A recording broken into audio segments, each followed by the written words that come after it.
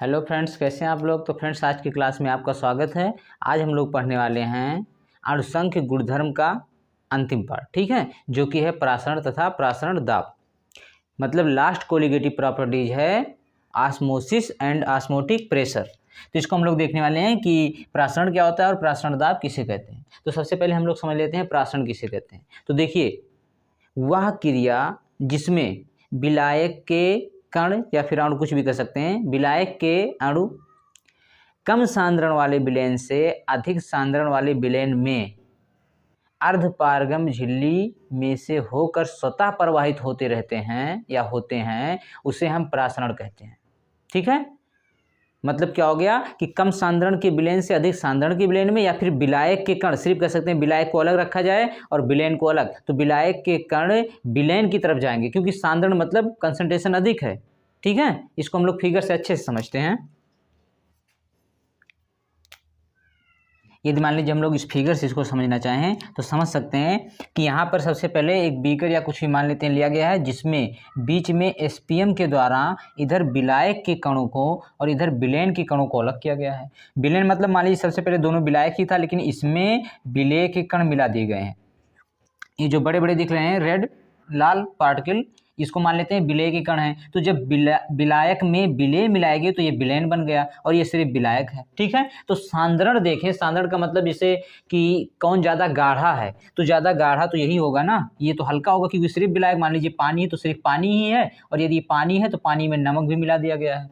ठीक है, तो अब क्या हुआ कि जो अधिक सांद्रण वाला है मतलब अधिक गाढ़ा है उसमें, और जो कम गाढ़ा है वो स्वतः किसके द्वारा, एसपीएम के द्वारा होकर जाता है। इसी को क्या कहते हैं, प्रासरण कहते हैं। मतलब कम सांद्रण से अधिक सांद्रण की तरफ एसपीएम सेमी परमेबल मेम्ब्रेन या फिर अर्धपारगम झिल्ली की सहायता से या होकर जाने की प्रक्रिया को या क्रिया को ही हम प्रासरण कहते हैं। ठीक है, तो यहाँ पर देखिए, यदि मान लीजिए दोनों, एक विलायक एक विलयन लिया गया है, फिर दोनों को विलयन ले सकते हैं, दोनों विलयन रहेगा तो क्या होगा, एक का कंसंट्रेशन सांद्रण कम रहेगा और एक का सांद्रण अधिक। जैसे मान लीजिए यहाँ पर NaCl का ले लिया गया 10% विलयन और यहाँ पर NaCl का 20% विलयन, तो 10% वाले से कम सांद्रता से, मतलब जो कम गाढ़ा है उससे अधिक गाढ़े की तरफ, अधिक सांद्रण की तरफ विलायक के कणों का एसपीएम के द्वारा, एसपीएम से होकर प्रवाह ही क्या कहलाता है, प्रासरण कहलाता है।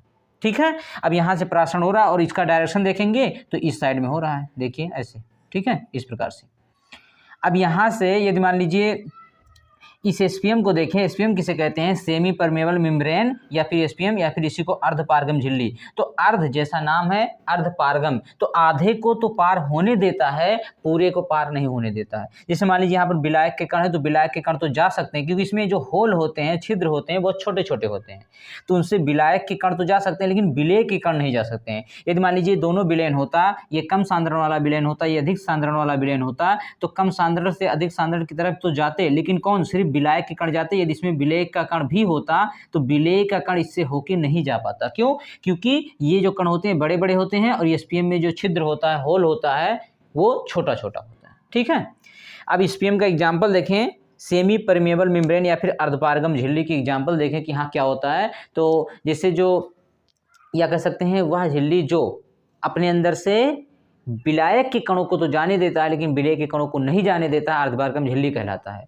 जैसे मान लीजिए जंतु या फिर वनस्पति के सेलों पे जो पाया जाता है, सेल के ऊपर का जो लेयर होता है वो भी एसपीएम की तरह व्यवहार करता है। ठीक है, या फिर मान लीजिए किशमिश और अंगूर का जो ऊपर का लेयर होता है वो भी, जैसे मान लीजिए किशमिश को हम भिगो दें तो भिगो रहे हैं तो किशमिश है, किशमिश के अंदर अधिक गाढ़ा है, ठीक है, गाढ़ापन अधिक है, सांद्रण अधिक है, और जिस पानी में भिगो रहे हैं तो पानी तो हल्का है ना, पानी विलायक सिर्फ है, कम गाढ़ा है, तो विलायक के कण किशमिश के अंदर घुस जाते हैं।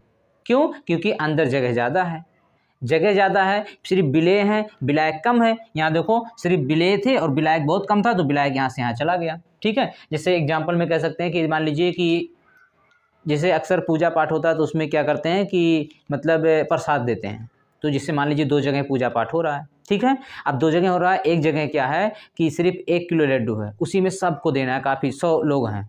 ठीक है, और एक जगह है 5 केजी या 10 केजी लड्डू है और संख्या सिर्फ 10 है, 10 लोग 15 लोग हैं, तो संख्या यहाँ 100 लोग हैं 1 केजी पे, वहाँ 10 केजी पे सिर्फ 15 लोग हैं। तो यहाँ के लोग क्या कहेंगे कि चलो भैया वहाँ ज़्यादा मिलेगा, तो लड्डू मतलब विलेय के कण ज़्यादा हैं तो विलायक मतलब 100 लोग उधर ही भागने स्टार्ट कर देंगे कि भैया वहाँ ज़्यादा प्रसाद मिलेगा। अब ऐसा तो है नहीं कि लड्डू के कण दौड़ के इनके पास आएंगे कि लो भैया हमको खा लो, ऐसा तो करेंगे नहीं। तो यहाँ से विलेय के कण विलायक की तरफ नहीं आते हैं, यहाँ से विलायक संख्या जो है अधिक लोगों की संख्या है वो यहाँ पर रेड कलर का लड्डू समझ लो तो लड्डू की तरफ जाते हैं। ठीक है, मतलब विलेय पार्टिकल की तरफ जाते हैं जहाँ पर सांद्रण अधिक है। लड्डू का सांद्रण, लड्डू गाढ़ापन मतलब अधिक संख्या में लड्डू है ना, 5 kg 10 kg। तो अब किशमिश का एग्जांपल ले सकते हो। किशमिश जैसे हम जब भिगो देते हैं तो क्या होता है, पानी उसमें घुस जाता है, क्योंकि पानी को पता है कि विलेय के पार्टिकल किशमिश के अंदर अधिक हैं, गाढ़ापन अधिक है किशमिश के अंदर, चलो अंदर घुस लेते हैं। ठीक है, मीठा मिल जाएगा। अब इसका और एग्जांपल देखें तो जैसे मान लीजिए जो अंडा होता है, एग होता है, उसके ऊपर का लेयर देखेंगे तो क्या होता है, कैल्शियम कार्बोनेट। अब कैल्शियम CaCO3 कार्बोनेट, जो कैल्शियम कार्बोनेट है उसके आवरण को पहले हटा देते हैं, फिर उसके बाद जो उसका लेयर होता है वो SPM की तरह व्यवहार करता है। अब इसके लेयर को कैसे हटाएंगे, तो हम क्या करते हैं, सबसे पहले एग को HCl में डाल देते हैं। HCl में डालने के बाद उसके ऊपर का लेयर जो होता है निकल जाता है और भीतरी लेयर वैसे बना रहता है। ठीक है, अब ऊपर का कैल्शियम कार्बोनेट वाला जो लेयर था निकल जाने के बाद जो लेयर बचा है वो SPM की तरह कार्य करता है। अब उसको हम क्या करते हैं, 2 जगह पानी लेकर, एक आशुद्ध जल, शुद्ध जल प्योर वाटर, और एक जगह नमक का सोल्यूशन लेके दोनों में भिगो देते हैं। फिगर से समझते हैं इसको। तो देखिए यदि इसको हम लोग एग्जाम्पल को जिससे बताया गया जो एग वाला, कि सबसे पहले तो इसको HCl में डाल के इसके आवरण को हटा दिए ऊपरी लेयर को, फिर ऊपरी लेयर को हटाने के बाद 2 एग 2 अंडा लिए हैं, एक को आशुद्ध जल में, शुद्ध वाटर शुद्ध पानी में डाल दिए हैं, और एक को NaCl का संतृप्त विलयन। संतृप्त विलयन का मतलब हुआ कि ऐसा विलयन जिसमें मान लीजिए 100 ग्राम पानी लिए हैं तो उसमें जितना नमक घुल सकता था एक फिक्स टेम्परेचर पर उतना नमक घुल चुका है, अब उससे ज़्यादा नमक नहीं घुलेगा, अधिकतम मात्रा। ठीक है, तो यह है NaCl का संतृप्त विलयन। अब क्या करते हैं, दोनों एग को डाला गया है, तो देखिए यहाँ पर यदि हम अंडे के बाहर देख रहे हैं तो सांद्रता कम है, तो हम लोग क्या पढ़े हैं कि कम सांद्रता से अधिक सांद्रता की तरफ जाते हैं, कम गाढ़ेपन से अधिक गाढ़ेपन की तरफ विलायक के कण जाते हैं, इसी को प्रासरण कहते हैं। तो अंडे के साथ यहाँ पर क्या होगा, अंडे के साथ यहाँ पर क्या होगा, तो यहाँ पर क्या होता है कि देख रहे हैं हम लोग कि अंडे के अंदर सांद्रण अधिक है जबकि बाहर कम है, तो बाहर से जल के मॉलिक्यूल अंडे में घुसते जाते हैं कि चलो भैया बाहर अंदर मतलब अंडे के अंदर विलेय के पदार्थ ज़्यादा हैं तो चलो भैया विलेय के पदार्थ की तरफ चलते हैं। तो ये विलायक सभी भागते हैं किधर, अंडे के अंदर। जैसे किशमिश में पानी घुसता है तो इस अंडे में जब पानी घुस जाता है तो कुछ घंटों के बाद क्या होता है, अंडे का आकार बढ़ जाता है। क्या होता है, अंडे का आकार इतना बड़ा हो गया। ठीक है, पहले छोटा था अब अंडा बढ़ गया, किसमें, जो आशुद्ध जल में डाला गया था। क्यों, क्योंकि आशुद्ध जल जो था वो कम सांद्रता वाला था, अंडे के अंदर सांद्रता अधिक था, तो कम सांद्रता से अधिक सांद्रता की तरफ चले गए हैं। लेकिन यहाँ पर हम लोग देखते हैं जो NaCl के सोल्यूशन में डाला गया है, विलेन में डाला गया है, यहाँ पर अंडे के अंदर सांद्रता कम है लेकिन बाहर सांद्रता अधिक है। तो अब यहाँ से अंडे के अंदर जो पदार्थ हैं वो सोचते हैं, जैसे हल्के हो गए हैं ना कम सांद्रता वाले, अब ये बाहर से NaCl यदि सोचे कि अंदर जाए तो नहीं जा पाएगा। क्यों, क्योंकि यहाँ पे जो SPM का कार्य कर रहा है सेमी परमेबल मेम्ब्रेन, वो SPM इस गाढ़े सोल्यूशन को अंदर नहीं घुसने देगा। लेकिन यहाँ हल्का सोल्यूशन था तो अंदर घुस गया था और इसका आकार बड़ा हो गया था, और यहाँ जब अंदर नहीं घुसने देगा तो अंदर से ही बाहर निकलने लगते हैं, मतलब जो अंदर पदार्थ है अंडे के अंदर वही बाहर आने लगते हैं। तो जब वो बाहर आने लगेंगे तो जैसे अंगूर से किशमिश बन जाता है सूख के, वैसे अंडा भी सूख जाएगा और इसका साइज और छोटा हो जाएगा। उम्मीद है समझ में आया होगा कि जब हम लोग अंडे के ऊपरी लेयर कैल्शियम कार्बोनेट को हटा के HCl में डुबो के हटा देते हैं, उसके बाद अंडे को यदि शुद्ध वाटर अशुद्ध जल में डाल रहे हैं तो इसका साइज बढ़ जाता है। क्यों बढ़ जाता है, क्योंकि कम सांद्रता से जल अंदर सांद्रता अधिक है अंडे के अंदर, इसलिए घुस जाता है, साइज बढ़ जाता है। इसमें नमक का विलयन है जो कि गाढ़ा होता है, इससे क्या हुआ कि बाहर अंदर से अंडे के अंदर से मटेरियल जो था वो बाहर आ गया, जिससे अंडे का आकार छोटा हो गया। ठीक है, सांद्रता अधिक है ना अशुद्ध जल का, जिसे मान लीजिए कहते हैं कि एक NaCl मतलब खारा जल है या नमकीन पानी, ठीक है, और एक शुद्ध वाटर का, तो दोनों में तैरना किसमें आसान होगा, तो जो शुद्ध वाटर होता है वो हल्का होता है तो उसमें डूबने का चांस ज़्यादा है, लेकिन जो नमक NaCl वाला होता है वो गाढ़ा होता है तो उसमें तैरना आसान होता है क्योंकि डूबने का डर कम होता है। ठीक है, तो इसी प्रकार से यहाँ पे है। तो देखिए फ्रेंड्स, यहाँ पर हम लोग क्या समझे हैं, यहाँ पर हम लोग समझे हैं कि परासरण किसे कहते हैं। यहाँ पर हम लोग परासरण का एग्जाम्पल समझे हैं अंडे के द्वारा, ठीक है, या फिर किशमिश का भी ले सकते हैं। यहाँ पर हम लोग समझ रहे हैं कि परासरण दाब किसे कहते हैं, ठीक है। तो देखिए, सबसे पहले हम लोग देखते हैं कि यहाँ पर 2 बीकर लिया गया है, इसको आपस में एसपीएम मतलब सेमी परमेबल मेम्ब्रेन के द्वारा जोड़ दिया गया। यहाँ पर जो बीच में लगा हुआ है ये है अर्धपारगम झिल्ली, सेमी परमेबल मेम्ब्रेन, और यहाँ पर इसको विलायक करें, इसको विलयन, या फिर हम कह सकते हैं दोनों विलयन ले सकते हैं। ऐसा कोई कंडीशन नहीं है। यदि मान लीजिए दोनों विलयन ले रहे हैं, सिर्फ इतना होना चाहिए कि एक कम कंसंट्रेशन, एक कम सांद्रता वाला, एक अधिक सांद्रता वाला, एक हल्का गाढ़ा हो, एक अधिक गाढ़ा हो, या फिर तनु और कंसंट्रेट कर सकते हैं, मतलब तनु और सांद्र कह सकते हैं। ये से मान सकते हैं कि ये 10% NaCl सोल्यूशन विलायक लो, या फिर 10% और 10% NaCl, तो यहाँ पर 20% कर दीजिए, 20% NaCl सोल्यूशन। तो देखिए ये ज़्यादा गाढ़ा हो गया ना, या फिर विलायक और विलयन सही है। अब देखिए होता क्या है कि यहाँ विलायक के कण एसपीएम के द्वारा होकर इसमें जाएंगे, और यहाँ ऊपर से मान लीजिए यहाँ पिस्टन लगा है, यहाँ भी पिस्टन लगा है, तो पिस्टन पर वायु का कुछ प्रेशर तो लगेगा ना, जिससे वायु दाब कुछ लगता है, तो वायु दाब दोनों पर लग रहा है। अब यहाँ एसपीएम से होकर विलायक के कण स्वतः इसमें प्रवाहित होंगे, अब ये प्रवाहित होंगे तो यहाँ से तो कुछ आ नहीं रहा है, क्योंकि यूनिडायरेक्शनल होता है। अब यूनिडायरेक्शन का मतलब एक ही दिशा में होता है, दिशात्मक होता है। तो यहाँ से यहाँ जा रहे हैं, यहाँ से तो आ नहीं रहे हैं। तो जब ये पार्टिकल यहाँ पर जाएंगे तो इसका लेयर धीरे धीरे बढ़ता जाएगा। तो जब इसका लेयर धीरे धीरे बढ़ता जाएगा तो इस पे ऊपर इस पिस्टन पर कुछ प्रेशर लगेगा ना, इस पिस्टन को ये ऊपर उठाना चाहेंगे, ठीक है। अब इस पिस्टन को ऊपर उठाना चाहेंगे, क्योंकि इसमें से इसमें जा रहे हैं, इसमें जब मात्रा अधिक होगा तो प्रेशर लगेगा, प्रेशर से ऊपर उठेगा। तो यह पिस्टन यदि ऊपर ना उठने दें तो यहाँ से विलायक के कणों का जाना बंद हो जाएगा, क्योंकि जब इस पिस्टन को ऊपर उठने ही नहीं देंगे, जितने पे उतने पे रखेंगे, तो ये कण इसमें जगह ही नहीं पाएंगे जाने के लिए। जैसे मान लीजिए इस अंडे में, ठीक है, इस अंडे में क्या हुआ था कि बाहर से यहाँ से मालिक्यूल, जिससे जो आसुत जल था, ये आसुत जल इसमें घुसे हैं, जब अंडे के अंदर घुसे हैं तभी तो अंडा मोटा हुआ फूल के। तो अब जैसे अंडे के अंदर जब घुसे हैं, अंडा मोटा हो गया फूल के, अब अंडे को कैसे मतलब तेजी से कस के पकड़ लेते, भैया अंडे को हम फूलने नहीं देंगे। तो जब अंडे को फूलने ही नहीं दोगे तो जल जाएगा कहाँ से उसमें, तो जल इसमें जा ही नहीं पाएगा। तो जल उसमें जाएगा नहीं, तो मतलब अंडे को जब फूलने नहीं दोगे तो फिर जल उसमें जाएगा नहीं। तो वही हाल यहाँ पर है कि इसमें जब ऊपर से हम कोई प्रेशर लगा के इस पिस्टन को रोक दें, अब यहाँ से जैसे मान लीजिए पार्टिकल जा रहे हैं विलायक के कण, तो ये उठना स्टार्ट होगा।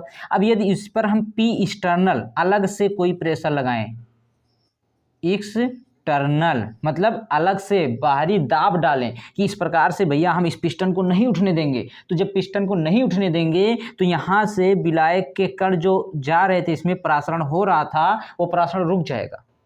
तो हल्का लगा रहे हैं तब ये नीचे से भी, अब यहाँ से कण इसमें जा रहे हैं, पार्टिकल जा रहे हैं, तो ये धीरे धीरे पिस्टन उठेगा, ये उठेगा। लेकिन जब इसको धीरे धीरे रोक रहे हैं, अब हल्का बल लगाएंगे तो नहीं रुकेगा, और लगाएंगे तब रुकेगा जाके बहुत तेजी से। तो जिस बल के द्वारा वह प्रेशर, क्या कह रहे हैं, वह पी एक्सटर्नल, वह प्रेशर जिसके द्वारा हम यहाँ विलायक के कणों का विलयन के या विलयन में एसपीएम के द्वारा होके जाना रोक देते हैं, मतलब सीधे कह सकते हैं कि वह प्रेशर जिससे हम परासरण को रोक देते हैं, परासरण दाब कहलाता है। मतलब विलयन पे लगाया गया वह प्रेशर, वह दाब जिसके द्वारा परासरण क्रिया रुक जाती है, उसी को हम लोग परासरण दाब कहते हैं, ठीक है। और ये स्वतः हमेशा किस पर लगाया जाएगा, पी एक्सटर्नल, विलयन पे, या फिर अधिक सांद्रता वाले पर, क्योंकि कम सांद्रता से तो आ रहे हैं, इस पर थोड़ी ना लगाएंगे। ओके फ्रेंड्स, तो उम्मीद है कि परासरण यहाँ से और परासरण दाब यहाँ से आप लोगों को अच्छे समझ में आया होगा। अब हम लोग आगे चलते हैं।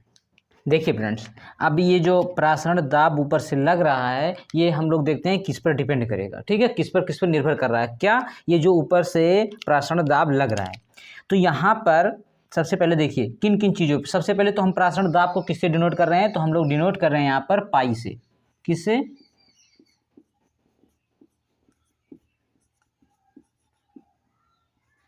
पाई से, या कहीं कहीं पर पी से भी डिनोट किया जाता है, ठीक है, परासरण दाब को। अब सबसे पहले बात करते हैं कि परासरण दाब जो लग रहा है वो किन किन चीज़ों पे डिपेंड कर रहा है, मतलब क्या क्या होगा। तो हमको प्रेशर ऊपर से ज़्यादा लगाना पड़ेगा, दाब ज़्यादा डालना पड़ेगा, और क्या होगा तो कम डालना पड़ेगा। तो यदि मान लीजिए कि ये विलायक के कण बहुत तेज़ी से आ रहे हैं, तो बहुत तेज़ी से आ रहे हैं, इसका मतलब पिस्टन बहुत तेज़ी से उठेगा, और बहुत तेज़ी से उठेगा तो हमको दाब अधिक डालना पड़ेगा। ठीक, अब बात आती है कि ये विलायक के कण तेज़ी से कब आते हैं, किस कंडीशन में आते हैं। तो यहाँ से सबसे पहले यदि मान लीजिए यहाँ पर विलेय के कण अधिक हैं, जिसे विलयन जितना अधिक सांद्रता वाला होगा, जिसे मान लीजिए यहाँ पर विलेय के कण अधिक हैं, जैसे अभी एग्जाम्पल हम बताए थे ना लड्डू वाला, कि वहाँ पर लड्डू जितना ज़्यादा होगा, ये 10 kg था तो बहुत तेज़ी से भाग रहे थे लोग, क्योंकि यहाँ 1 ही kg था और 100 लोग थे, वहाँ 10 kg पे 10 लोग थे। यदि वही 1 कुंटल हो, 100 kg हो जाए तो और तेज़ी से भागेंगे कि भैया एक एक लड्डू नहीं 1-1 किलो मिलने वाला है, ठीक है, तो और तेज़ी से। तो यहाँ पे विलायक के कण जितने अधिक होंगे, विलेय के कण जितने अधिक होंगे, विलायक के कण उतनी ही तेजी से, मतलब इसको लड्डू समझो, इसको लोगों को समझो, विलायक के कणों को, तो विलायक के कण उतनी ही तेजी से इधर मूव करेंगे। तो इसका मतलब हुआ, और विलेय के कण जितने अधिक होंगे उतना ही इसका क्या अधिक होगा, कंसंट्रेशन, सांद्रता। इसे 1 लीटर में यदि हम 100 ग्राम चीनी डाल रहे हैं, 200 ग्राम चीनी, 400 ग्राम चीनी, तो चीनी जितना बढ़ाते जाएंगे, विलेय बढ़ाते जाएंगे, तो सांद्रता मतलब गाढ़ापन बढ़ता जाएगा ना। तो यहाँ पर जितने अधिक विलेय होंगे उतना अधिक गाढ़ापन होगा। तो मतलब इसमें गाढ़ापन अधिक होगा तो ये विलायक के कण बहुत तेजी से आएंगे, और तेजी से आएंगे तो यहाँ प्रासरण दाब बहुत अधिक लगाना पड़ेगा रोकने के लिए, क्योंकि जितने तेजी से आएंगे उतना ही तेजी से पिस्टन उठेगा, और पिस्टन को दबाने के लिए, इनको आने से रोकने के लिए उतना ही प्रेशर देना पड़ेगा। जैसे मान लीजिए लड्डू तो 100 kg है, जब यहाँ से सभी लोग टूट पड़े लड्डू पे, तो वहाँ से रोक रहे हैं कि भैया अब बस करो, नहीं तो एक मतलब 100 के स्थान पे 1000 लोग आ जाएंगे। रोक रहे हैं भैया अब नहीं आना है, अब नहीं आना है, लड्डू खत्म हो गया है, तो इसको कह रहे हैं प्रासरण दाब, कि अब रोक रहे हैं, अब मत आना। तो प्रासरण दाब यहाँ से इसको आने से रोक रहे हैं प्रासरण दाब। तो जितना अधिक कंसंट्रेशन, सी कंसंट्रेशन को हम लोग यहाँ से सी से डिनोट करें, सांद्रता कंसंट्रेशन, तो कंसंट्रेशन जितना अधिक होगा उतना ही पाई अधिक होगा। तो यहाँ से हम लोग कह सकते हैं कि पाई समानुपाती, पाई क्या है, प्रासरण दाब कितना अधिक लगेगा, जितना यहाँ पर सांद्रता होगा, सी, ठीक है। उसके बाद और किसके समानुपाती होगा, पाई समानुपाती होगा टेम्परेचर के, ताप के। क्यों, क्योंकि जब ताप अधिक होगा, टेम्परेचर अधिक होगा, तो यहाँ पर जो मॉलिक्यूल हैं इनकी गति अधिक होगी, और जब गति अधिक होगी तो उतना ही फास्ट मूव करेंगे, तेजी से जाएंगे, और फिर वही हुआ, जब तेजी से जाएंगे फिर प्रासरण दाब अधिक लगाना पड़ेगा। तो टेम्परेचर पर भी समानुपाती होता है, मतलब यदि कंसंट्रेशन बढ़ेगा तो प्रासरण दाब बढ़ेगा, ताप बढ़ेगा तो प्रासरण दाब बढ़ेगा। अब इन दोनों से यदि हम मिलाएं तो क्या यहाँ पर मिलेगा कि पाई किसके किसके समानुपाती है, सी के और टी के। अब सी के और टी के, क्योंकि इसके भी अब यहाँ से समानुपाती का चिन्ह हटाते हैं तो पाई इक्वल हो जाता है, एक कांस्टेंट आता है, सी तो रहेगा, आर कांस्टेंट आ जाता है, सी आर टी इसको कहते हैं, क्या कहते हैं, C R T, R constant जो कि गैस कांस्टेंट के बराबर ही वैल्यू होता है। तो यहाँ पर लिख सकते हैं सी आर टी। कहाँ से आया, क्योंकि पाई प्रासरण दाब कंसंट्रेशन बढ़ने से बढ़ रहा था, टेम्परेचर तापमान बढ़ने से बढ़ रहा था, अब दोनों समानुपाती था, समानुपाती का चिन्ह हटाएं तो आर कांस्टेंट आ गया, इसका वैल्यू वही होता है 8.314, ठीक है, जो हम गैस कांस्टेंट में यूज करते हैं। उसके बाद यहाँ पर देखिए सी क्या है, कंसंट्रेशन है, सांद्रता, और सांद्रता को यहाँ पर हम लोग जो व्यक्त करने वाले हैं वो करने वाले हैं मोलरता के पदों में, किसमें, मोलरता। तो यहाँ पर सी को कंसंट्रेशन मान रहे हैं मोलरता, तो सी इक्वल क्या हो जाएगा, मोलरता मतलब क्या होता है, विलेय के कणों की संख्या, विलेय के मोलों की संख्या, और नीचे आयतन लीटर में, विलेयन का आयतन लीटर में। क्या कह सकते हैं, 1 लीटर आयतन में उपस्थित विलेय के मोलों की संख्या को हम क्या कहते हैं, उस विलेयन का मोलरता कहते हैं। तो यहाँ पर कह सकते हैं विलेय के मोल मान लेते हैं n, और इसका आयतन लीटर में v। अब विलेय के मोल n है तो n, विलेय के मोल बराबर क्या होता है, विलेय के ग्राम में मात्रा बटे अणुभार। तो विलेय का जो ग्राम में मात्रा उसको स्मॉल w मान लें, और नीचे कैपिटल नहीं स्मॉल m, इसका अणुभार विलेय का, और फिर नीचे इंटू v। अब v लीटर में है, v ml में करेंगे तो 1000 से गुणा, तो यहाँ हो जाएगा स्मॉल w अपान स्मॉल m इंटू 1000, क्योंकि हम लीटर में नहीं v को ml में ले रहे हैं। तो ये c का वैल्यू हम लोग इस फार्मूले में रख दे तो क्या मिलेगा हमें, यहाँ से मिलेगा स्मॉल w इंटू 1000 RT, इधर और लिखते हैं, जगह नहीं है, स्मॉल w c के स्थान पर ये वैल्यू रख रहे हैं, बाकी RT रख रहे हैं, इंटू 1000 इंटू RT पहले से था ही, और बाई नीचे क्या आ जाएगा, स्मॉल m इंटू v, ये क्या है, पाई। ये हो गया हमारा प्रासरण दाब का फार्मूला। अणुभार निकालना हो स्मॉल m, तो स्मॉल m इक्वल यहाँ से क्या हो जाएगा, सेम रहेगा, इक्वल पाई यहाँ आ जाएगा, small w into 1000 into RT और बाई m यहाँ तो पाई यहाँ, पाई इंटू v। ऐसा मत सोचना कि v को गलती से पलट दिए, पाई बन गया, पाई को पलट दिए v बन गया। v फॉर वॉल्यूम है और पाई फॉर किसके लिए यहाँ पर, प्रासरण दाब, ऑस्मोटिक प्रेशर। ठीक है, तो फ्रेंड्स अब इस फार्मूले को हम लोग कहीं साइड में लिख के और इस पर एक न्यूमेरिकल देखते हैं। ठीक है, या फिर यहाँ से एक चीज़ और, कंसंट्रेशन ही लिया गया है यहाँ पर, सी फॉर कंसंट्रेशन, सांद्रता से है, गाढ़ापन से है। तो यहाँ पर कहीं कहीं क्या होता है, फार्मूले में ये भी लिख देते हैं कि प्रासरण दाब को P और P को लिख देते हैं nRT, तब भी बात वही है, कुछ भी चेंजिंग नहीं है। ठीक है, n फॉर कंसंट्रेशन, सांद्रता, मतलब कितने लीटर विलेन में कितने मोल विलेन हैं। ठीक है, अब इस फार्मूले को साइड में लिख के और हम लोग इसको मिटा के देखते हैं एक न्यूमेरिकल। देखिए फ्रेंड्स, क्वेश्चन है, फार्मूला यहाँ पर लिख दिया गया है, pi equal W into 1000 RT by small m b, और स्मॉल एम को यहाँ लाएंगे तो फिर थोड़ा सा पक्षांतर किया गया, बाकी कुछ नहीं। पक्षांतर को आप लोग क्लास 6-7 से ही पढ़ते आ रहे हो। ठीक है, कि पक्षांतर चाहे V निकालना हो, R निकालना हो, T कुछ भी निकालना हो, तो एक निकालना हो, बाकी दिया हो तो हम लोग पक्षांतर करके उसको निकाल लेते हैं। और यहाँ पर ये सब तो पता ही है कि स्मॉल w क्या है, स्मॉल m क्या है। स्मॉल w क्या है, विलेय के ग्राम में मात्रा, स्मॉल m क्या है, विलेय का अणुभार, और RT R constant, T temperature, V आयतन। ठीक है, मतलब विलायक का आयतन, ये सब तो पता ही है। तो यहाँ देखते हैं, सबसे पहले इसको सॉल्व करने से पहले देख लेते हैं क्या क्या दिया है, किस फार्मूले का यूज करना है। फार्मूला तो एक ही है, कैसा भी यूज करो। तो हम लोग यहाँ सोल्यूशन में देखेंगे क्या क्या दिया है। सबसे पहले टेम्परेचर T इक्वल दिया है, तो T इक्वल दिया है 0 डिग्री सेंटीग्रेड, और हम लोग किस में टेम्परेचर यूज करते हैं, केल्विन में। तो इसमें क्या करेंगे, जोड़ेंगे 273। ठीक है, तो 0 degree centigrade equal 0 plus 273 kelvin, अब बराबर 273 ही आएगा। ठीक है, उसके बाद क्या दिया है, 0.45 ग्राम ग्लूकोज को 250 ml जल में घोलकर विलेन बनाया गया, इसका प्रासरण दाब क्या होगा। R का वैल्यू दिया गया है लीटर बाय डिग्री पर डिग्री मोल में, पर मोल में। ठीक है, तो यहाँ से ये ग्राम में मात्रा मतलब विलेय, स्मॉल w दिया गया है, तो स्मॉल w इक्वल कितना है, यहाँ से लिख लेते हैं। स्मॉल w इक्वल कितना दिया गया है, 0.45 ग्राम ग्लूकोज। ठीक है, उसके बाद स्मॉल m विलेय का अणुभार कितना, ग्लूकोज का कितना होता है, 180, पिछले क्वेश्चन में निकाला गया था। ठीक है, उसके बाद कैपिटल V कितना दिया गया है, विलायक का 250 ml। बस, कितने अननोन हैं, 1 2 3 4 5। ठीक है, R का वैल्यू दिया गया है ऑलरेडी, R का वैल्यू यही हमें रखना है, तो 5 दिए गए, बस हमें क्या निकालना है, पाई निकालना है। आराम से हम लोग निकाल सकते हैं। तो इसी फार्मूले पे वैल्यू को पुट करते हैं और देखते हैं कितना हमारा आंसर आता है। तो पाई इक्वल स्मॉल w कितना दिया है, स्मॉल w 0.45।